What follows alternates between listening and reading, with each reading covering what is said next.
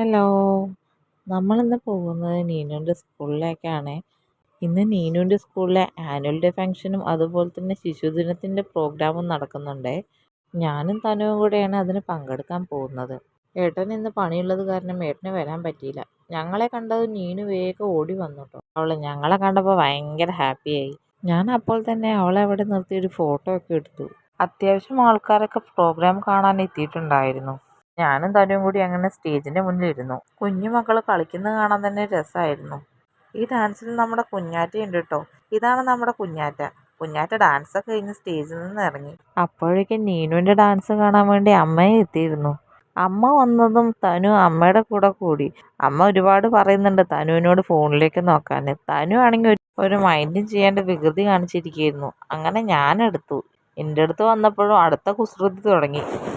നീനുവിൻ്റെ dance തുടങ്ങാനായപ്പോൾ ഞങ്ങൾ സ്റ്റേജിൻ്റെ മുന്നിൽ പോയിരുന്നു. അപ്പോഴും തനു ഒരേ കുസൃതി തന്നെയായിരുന്നു. ഇതാണ് കേട്ടോ നമ്മുടെ നീനുവിൻ്റെ ഡാൻസ്. ഡാൻസ് കഴിഞ്ഞു നീനു കൂട്ടുകാരിയുടെ കൂടെ ഓടി കളിക്കാൻ തുടങ്ങി. രണ്ടുപേരും ചിത്രശലഭങ്ങളെ പോലെ പാറി പറന്ന് നടക്കുകയായിരുന്നു ഗ്രൗണ്ടിലൂടെ. അങ്ങനെ ഉച്ചയായപ്പോഴേക്കും പ്രോഗ്രാം കാണാൻ വന്ന രക്ഷിതാക്കൾക്കും കുട്ടികൾക്കും എല്ലാം സ്കൂളിൽ നിന്ന് ഫുഡും ഉണ്ടായിരുന്നു. എല്ലാവരും അങ്ങനെ ലഞ്ച് ബ്രേക്ക് ആയപ്പോൾ ഫുഡ് കഴിക്കാൻ പോയി. ഞങ്ങളും അങ്ങനെ ഫുഡൊക്കെ കഴിച്ച് ഇങ്ങനെ ഇരിക്കുമായിരുന്നു. ധാരാളം ആൾക്കാരുണ്ടായിരുന്നു കേട്ടോ നമ്മുടെ നീനുവിൻ്റെ സ്കൂളിൽ. അങ്ങനെ കുറച്ച് നേരം നമ്മളവിടെ ഇരുന്നു.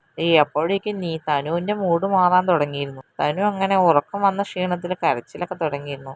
നമ്മളപ്പം തന്നെ കുറച്ച് നേരം ഇരുന്നതിന് ശേഷം നമ്മൾ വീട്ടിലേക്ക് മടങ്ങുകയാണ് കേട്ടോ. അടുത്ത വീഡിയോയുമായി പിന്നീട് കാണാം. സബ്സ്ക്രൈബ് ചെയ്യാൻ മറക്കരുത്. ബൈ.